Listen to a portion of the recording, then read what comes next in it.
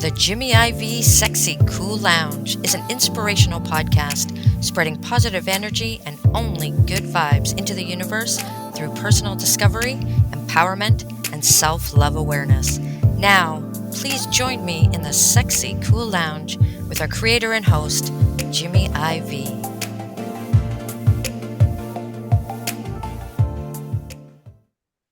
Good morning, good afternoon, and good night, wherever you might be listening to this episode. And may your vibe be cruising at an altitude that is so sexy cool. So as always, y'all, at the beginning of every one of these episodes, right? If you are new to the Sexy Cool Lounge, thank you. Thank you for giving us some of your time. Thank you for allowing us to just sprinkle a little bit of positive energy and good vibes only along your way as you continue on with your self-empowerment, self-love journey through this universe, right? And if you are so inclined, please go back and check out any episode between 1 and 90, with this being episode number 91. Who would have ever thought, y'all?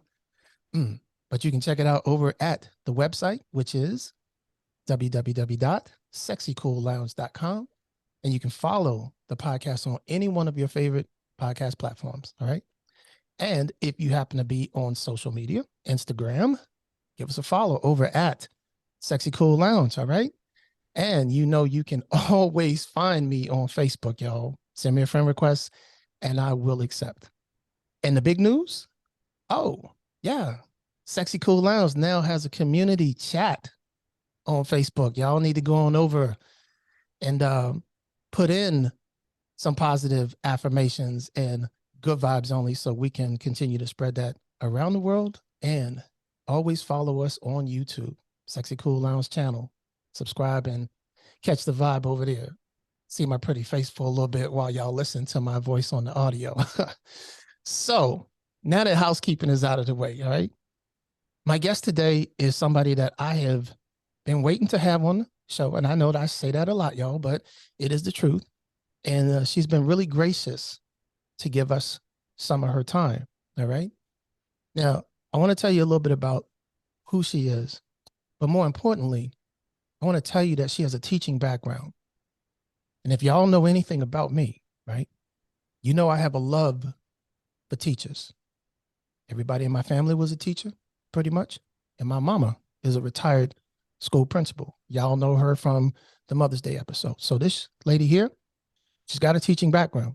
So I needed to have her come on and give us some of her time. So who is she? She is a renowned speaker. She's also a coach. She's a workshop facilitator, all right, who specializes in mindset. With over 20 years of experience as an educator, she has honed her skills in helping individuals and organizations shift their mindset towards success, y'all. She is the founder of a woman-owned company that focuses on empowering individuals to reach their full potential. She brings keep it real vibe, y'all. Yeah. As soon as I saw that in her bio, I was like, oh, gotta have her on the show, y'all.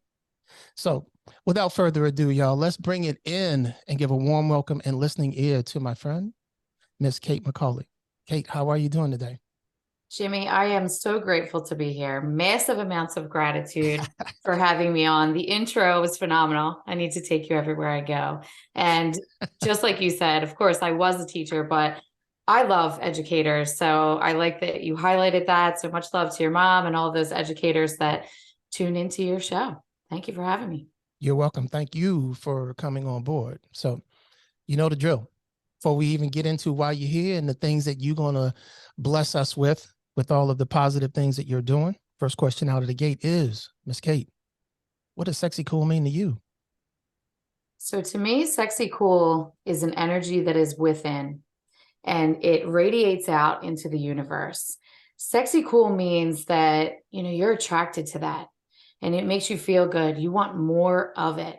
So if a person enters a room or a podcast or you're on the phone with them, they're at an event, whatever it might be, that you get to share space with someone who brings that sexy cool vibe, you just feel empowered and lit up and you want more of it.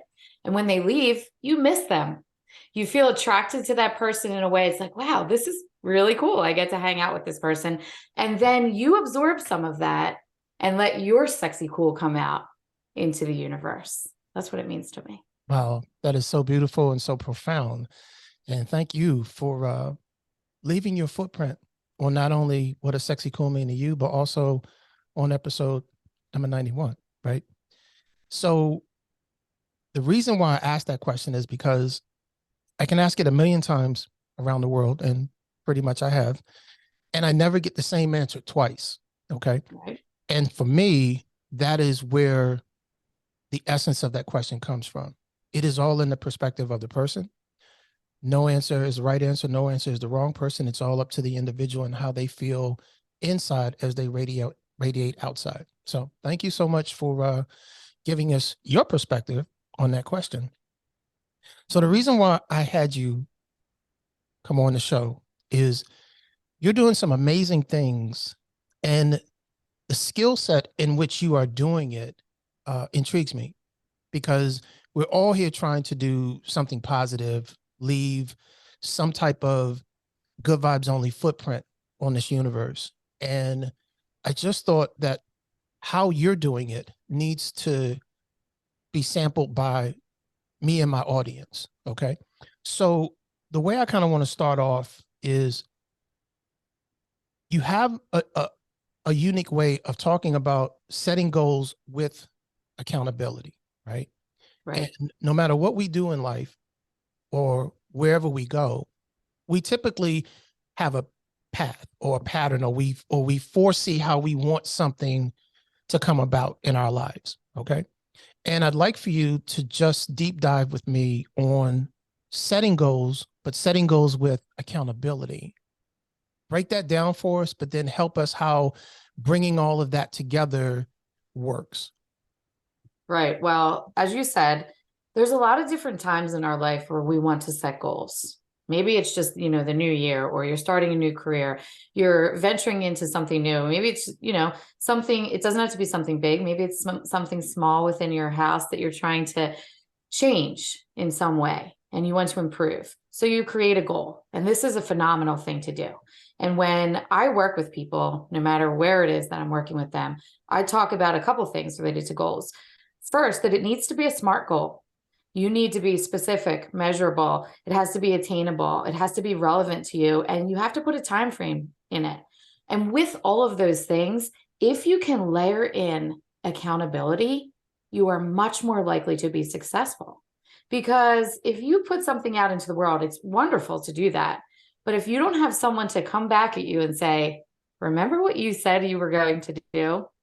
Where are you within that process? What do we need to shift or change? And just someone who you can check in with, who will, in my case, keep it real with you, because it's very easy for us to make excuses and say, well, I'm too busy, or this came up, or, I'm afraid. But if you have someone to keep you accountable, it doesn't mean those things disappear. You're still busy. You still may have an incredible amount of fear, but now you have someone in your ear in some format, whether it's at a speaking event, if it's through coaching. I do this to say to people, keep going. Don't give up. You wanted to be accountable. You want this goal. And it helps them go back to that original reason why they said it, which is their why. Why do you want it? So I think I've seen success personally with it, and everyone who I've been able to work with, when they're feeling like things are just what I call the messy middle traveling through, that accountability helps push it to the next level. So when we talk about accountability, for someone that might be just starting out, they're feeling what we're saying. They're on the vibe, the frequency of what we're trying to talk about setting goals, but doing it with accountability. And let's just say that they've never been held accountable. Okay. Mm. So how do we show them? What can we say that accountability is what?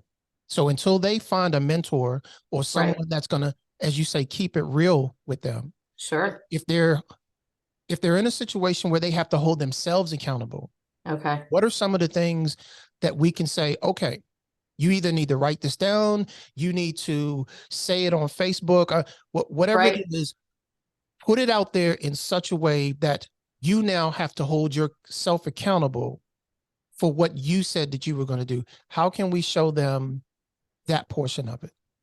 Well, I think you're exactly right. Put it out into the universe, because once you do that, you're telling yourself, and really whoever it is that is seeing it, whether or not you realize they're seeing it or not, you put it out there. So now you have this internal voice saying to you, I am going to do this. So let's say it's an exercise journey and you're saying, I am going to walk every single day of the month of April. If you put that out there, you put it on your Facebook, your Instagram, and then you decide, you know what, I'm going to check in here. Whether or not you have a person doing it, once you put it out into the universe, your brain is like, okay, this is what we do now. And you're going to check in with yourself. Now, I do think that the more you do that, the better. So, if you want to become, someone who's writing a book or starting a new business, you can form those I am statements, for example, and write them down on your calendar, in your journal, put them on the background of your phone, and putting it out there into the universe to yourself so that you will see it. And, taking it to that next level, like you said, putting it on social media or connecting with someone. It doesn't have to be a mentor. It could be someone who is similar to you, not exactly the same path as you are, but an accountability partner.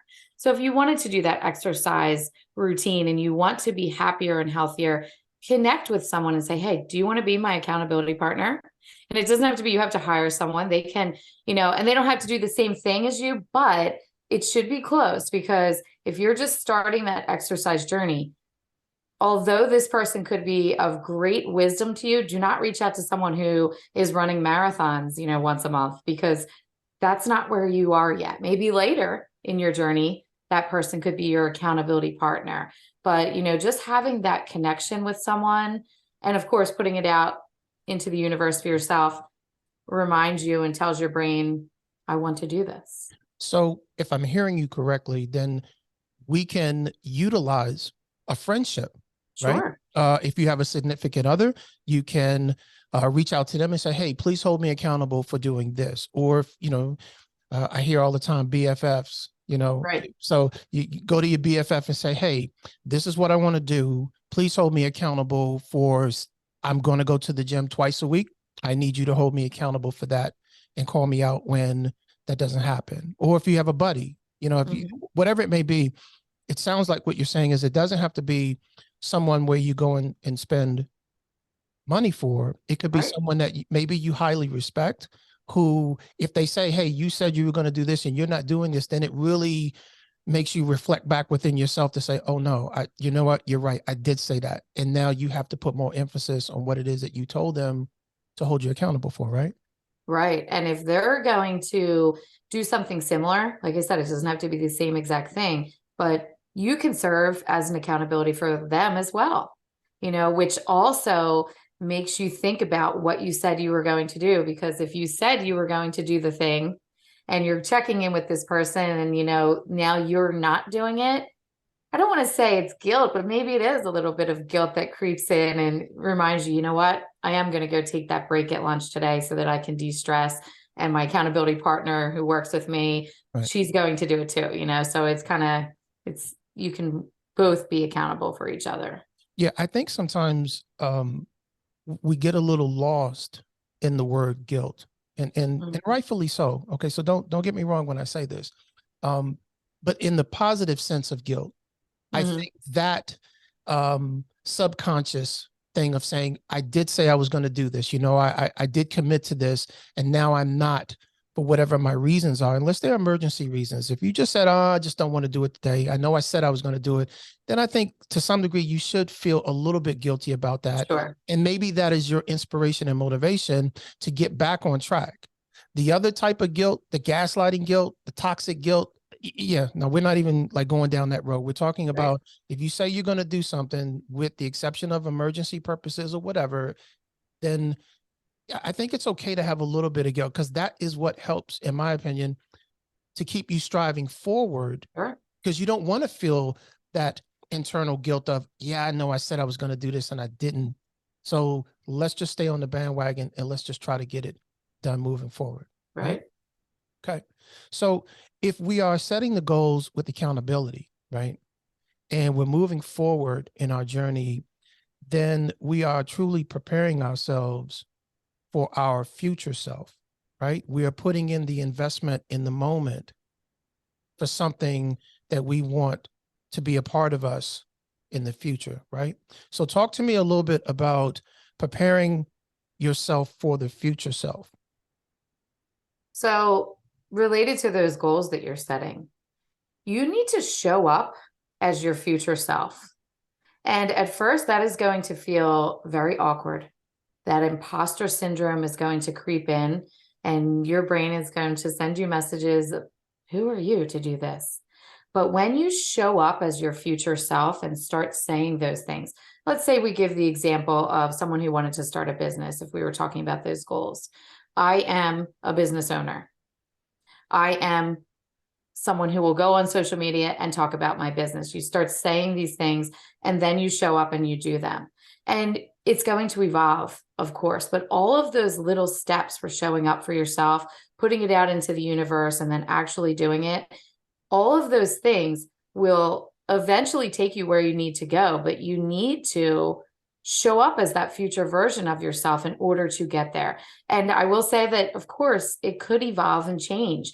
I did this for myself. When I left my job and resigned as a teacher, many people were saying to me, are you kidding me? Who do you think you are to do this? So of course, my voice was saying that. So I had to shift and show up as the future version of myself who was going to put this word out into the world. And at first, I will admit, I experienced that on a very deep level, and it was scary. But continuing to show up and saying it out loud, putting it out into the universe, reaching out to people like you and saying, I would love to come and talk about this, is a part of the journey of showing up as your future self. Because I know, Jimmy, that when you and I talk a year from now, I will be doing things that I wrote on the board over there in my office that, maybe I'm doing on a small level now, but it will definitely get bigger because I am showing up as the future version of myself and I am owning it. So I think that it's tough to do, but it's something that you need to do. And you can start with those I am statements. There's plenty of ways to do it, but you just got to do it. And trust the fact that now that this is an episode and it will be documented out into the ethernet of the universe, I will be holding you accountable. I love that. I love it. Please do. So for the person that is hearing you say, show up as your future self, right? Mm-hmm. Give us an example of what that really means. Okay. I mean, we hear you say, you got to do this and you got to do that. But for the Right. person that's never done it before, Never done it. even I love if it. they tried to do it the first time, right? And even you said it's going to feel weird because you've never done it before, or you don't know what that feels like to like look into the future and say, okay, this is how I want to be. So this is the way I want to be now. Give us a basic example of, okay, how to do it. How to do it. Okay. All right. So I want your listeners to think about something that they want to do. And it doesn't have to be what I did, change my whole career and start again. It can be anything that you want to do. You want to be open to love. You want more money in your life. You want to have better communication with a partner, or you want to set healthy boundaries, whatever it is that is floating through your brain right now, thinking, I really want to do that. And I want to change and become the type of person that does that thing, whatever they're thinking of.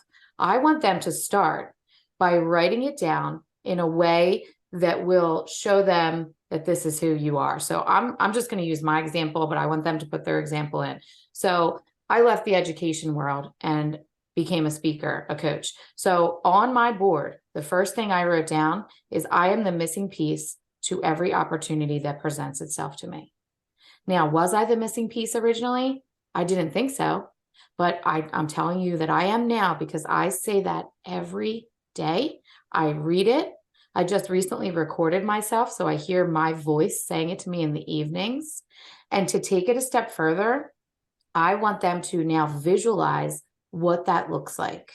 So whatever that goal or change that they wanted to see, let's say that for me, for the speaking world, I actually am visualizing myself, not sitting in the audience watching, not the person who has that loving relationship, but actually visualizing themselves in that situation. So I'm talking about what I'm wearing on stage, how I show up when I turn to my talent coordinator, Liz, and say, Liz, this is amazing. Look where we are. I see my daughter and my sons and my husband in the front row.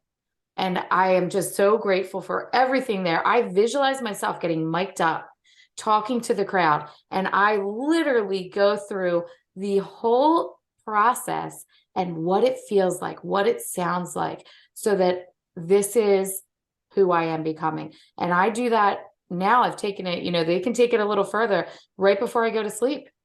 I visualize those things. And I'm telling you that if you try this and there's a lot of woo-woo around manifesting. You have to take action, of course.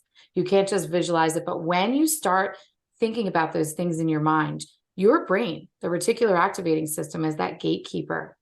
And when you start thinking of these things, it doesn't know the difference between what is real and what you are imagining. So when you imagine those things and you say those things to yourself, whatever that I am statement, we can go a little deeper if you want on what you should not do with an I am statement, but you need to keep saying it, keep visualizing it. And I'm telling you that you will notice that people will reach out to you. Let's say it was, somebody who wanted to create that business. Someone will start talking to you about it because now your brain is focused on it. Those things may have been there before, but your brain wasn't processing that as important information. It's like when you were looking for a car or something, and now you see that car everywhere on the road. It's because you're thinking about it, you're visualizing it.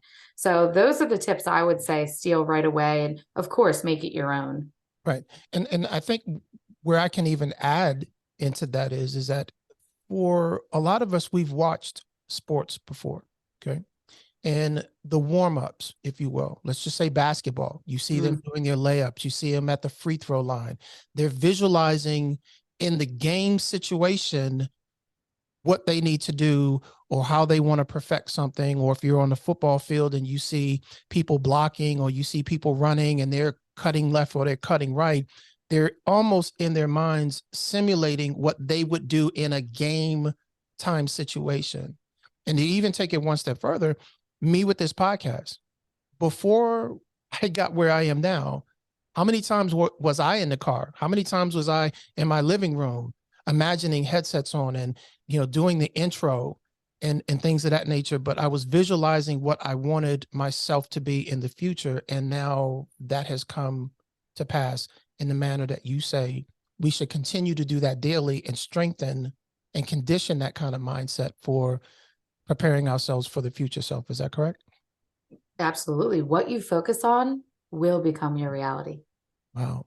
And notice, family, that she talked about her boards. We have continuously over episodes, we have shared the importance of vision boards and how important they are to our success, not only in the future, but to holding ourselves accountable to what we want to get done at the moment for the future. So again, if you do not have a vision board, I suggest that you put one somewhere.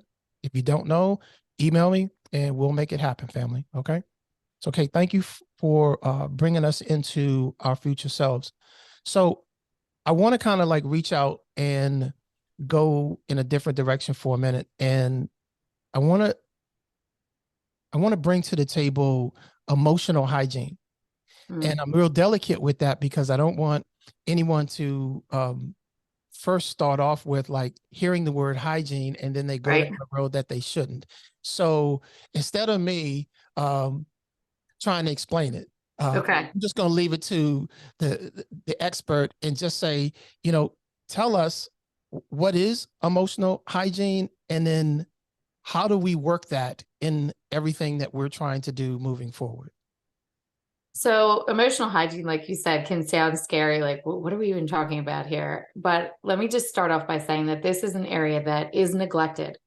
We don't always focus on this. So I really want your listeners to pay attention, steal some ideas here, because when we talk about all areas of our life, we focus on maybe our physical, nutrition, exercise, eating well.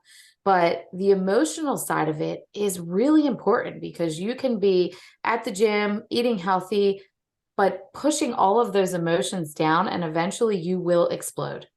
You will feel it maybe in an eye tick, or you will have nightmares, or you will just start crying. You will have your body react to it in a physical way because you are not dealing with it. So the way that you can have a healthy emotional hygiene is to set healthy boundaries. Ask for feedback on all of things, not just at work, but if you're in a relationship and you're sensing that something isn't right, ask, is this bothering you? So help us understand. I mean, we hear boundaries all the time. And I think sometimes because of just the way society has conditioned us with the word boundaries, okay, as it relates to either significant others, relationships, friendships, okay, coworkers, or family for that matter. Sure. Help us understand, if you would, just for a moment, the difference between a healthy boundary and a not so healthy boundary.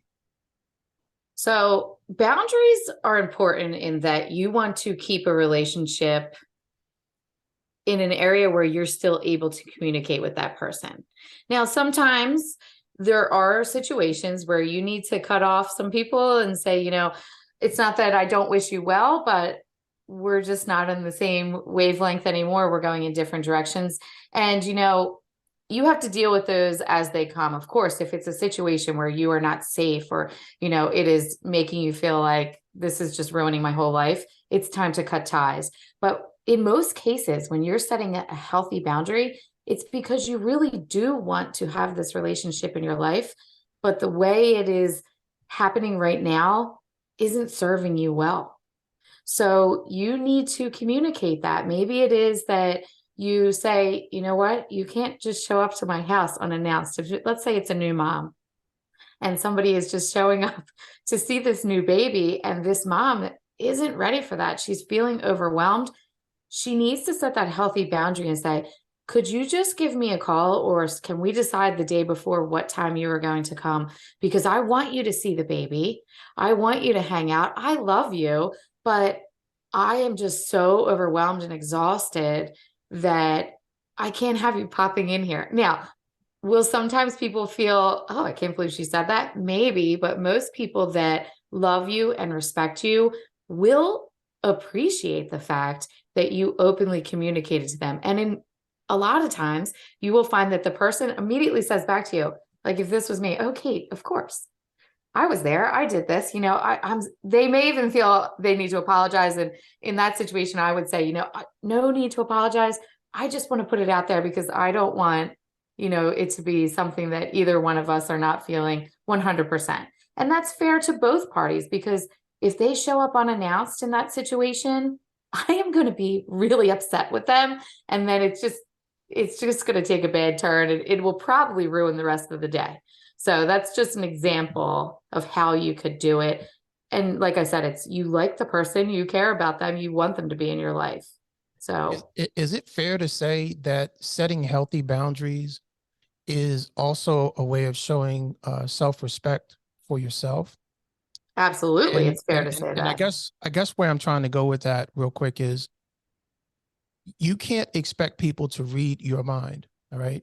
And if something is uncomfortable to you, it is your responsibility to communicate that. Now, once you communicate it, if they don't respect what you say, then that's a whole different conversation that needs to be had. But you can't say to yourself, I won't say anything and expect something to change. That's not Right. setting a healthy boundary, right?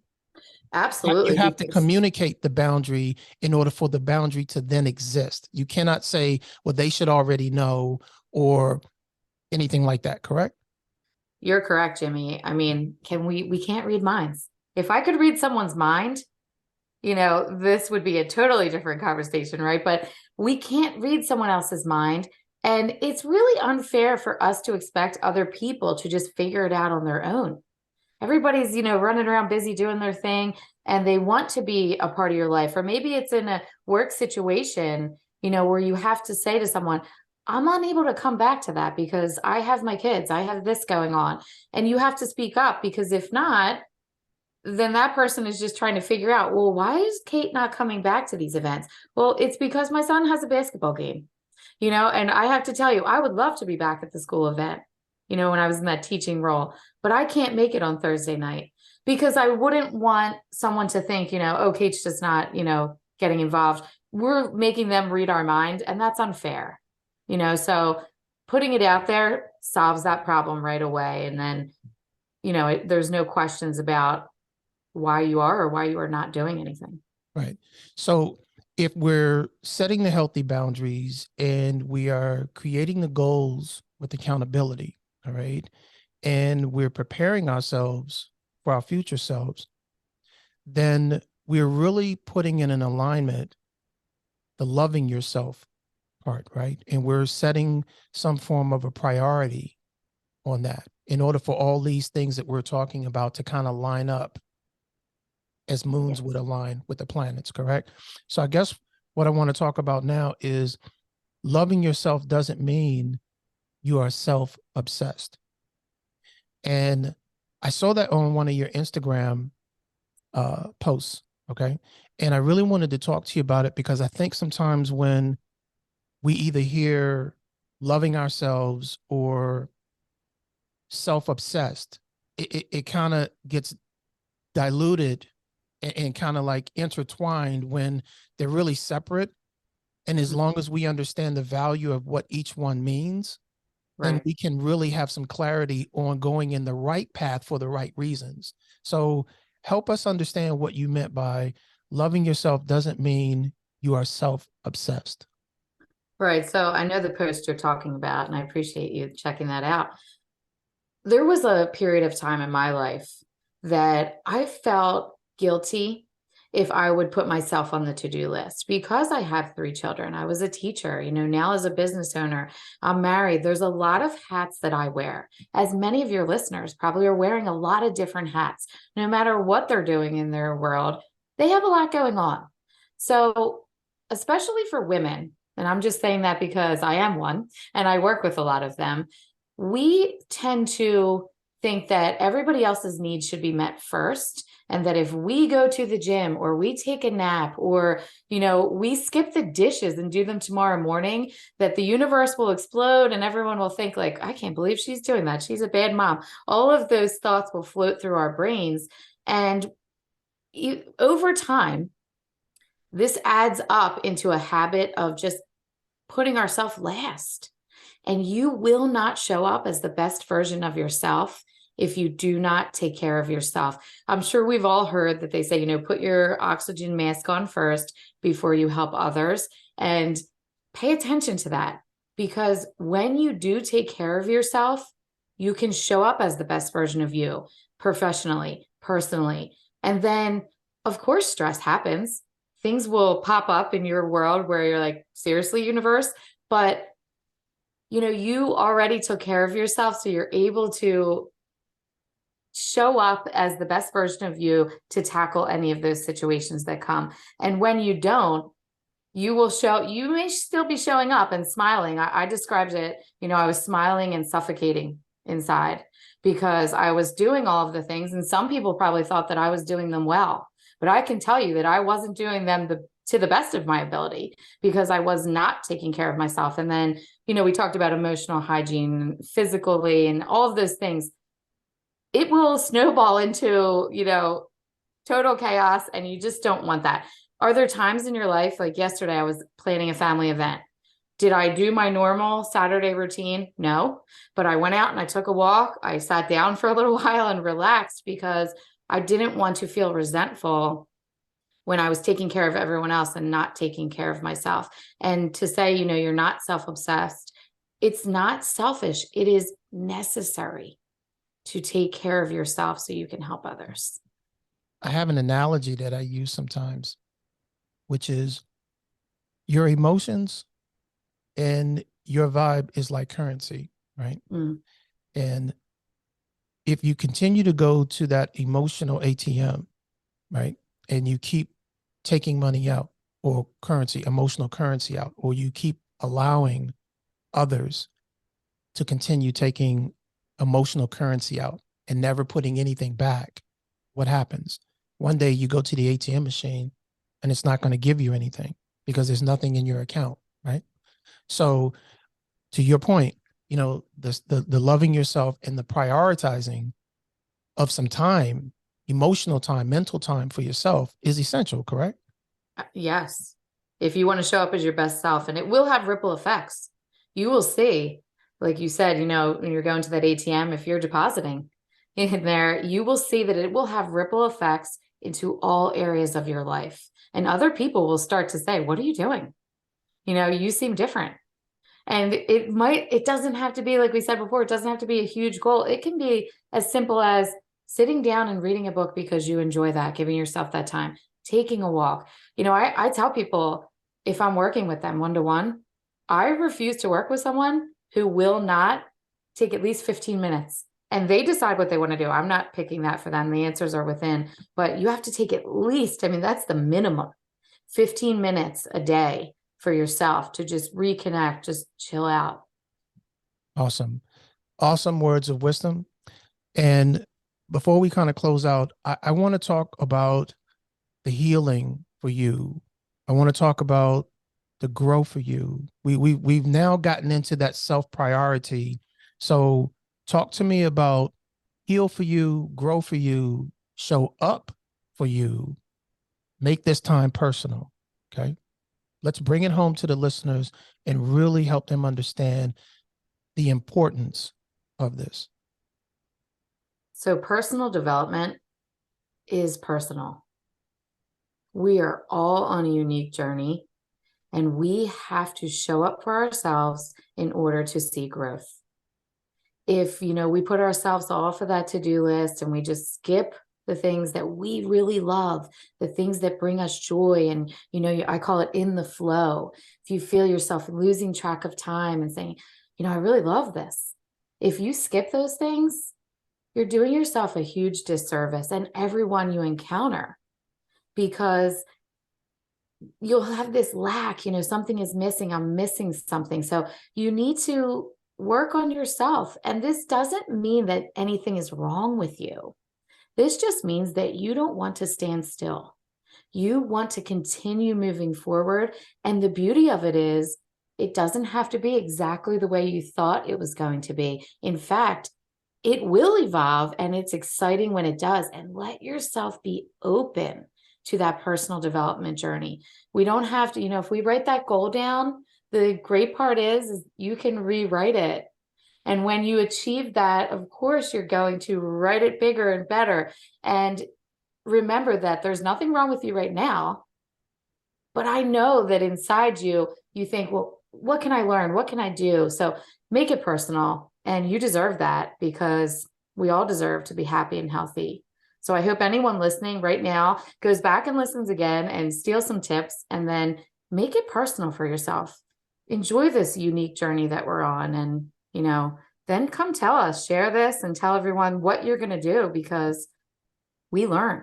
When we listen and learn from other people, it ignites that fire inside of us to, go out and work on our own personal development.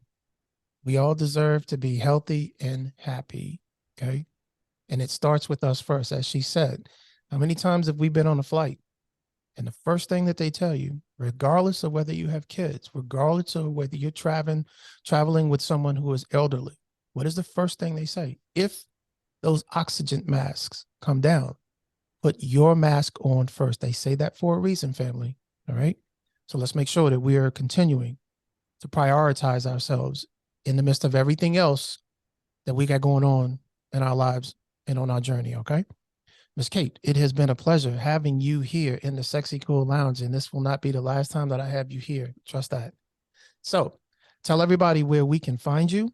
How can we blow up your social media, email address, website, wherever you want us to find you and continue to support you, because you support us. Let us know, please. Well, first, massive amounts of gratitude to you, Jimmy. I really was excited to chat with you from the initial time that we sent messages back and forth about setting this up. I could feel that sexy, cool vibe energy. And I just really love that we were able to connect and chat. And anyone who listens to your show, I truly do appreciate every single person that's on my Instagram. It's Kate_McCauley, which is MCCAULEY_XO. Sure, it's in the show notes. You can click on that. And then tell me, you heard me on the Sexy Cool Lounge, because I don't just look at that Instagram. I'm not trying to be an influencer by any means. I really am trying to make an impact. And I love connecting with people on there. So tell me that you heard the episode, send me a DM, and I will love to just have that interaction between us. And then if you would like to, my website is www.shopdanunail.com. And there's all kinds of different things on there that you can check out. If you're interested in taking this a step further, I am here for it. If you think that your company, your, people that you serve in any capacity is looking for a workshop facilitator, a speaker, I have a talent coordinator, Liz, and she and I would love to connect with you. I'll bring that Philly keeping it real vibe to any situation I go to. So thank you again, Jimmy, and much love to all of your listeners. And thank you for coming on board and giving us some love. So definitely, family, let's go blow up her Instagram and let's give her website some love, okay? If you didn't get a chance to write that information down, do not worry, because it will always be in the show notes. You can find it there, all right? So let's give her some love. Ms. Kate, thank you for coming through and hanging out in the Sexy Cool Lounge. And family, hey, remember, through everything that we've talked about today, let's make sure that we love ourselves. Love yourself enough to radiate your vibe, right? And never forget this. I say it to you all the time because I mean it. Even though we do not have as much as others, family, we still have more than others. So let's continue to put good vibes into this universe so we can always get good vibes back. I'm Jimmy IV. I love you guys, and I will see you on the next episode.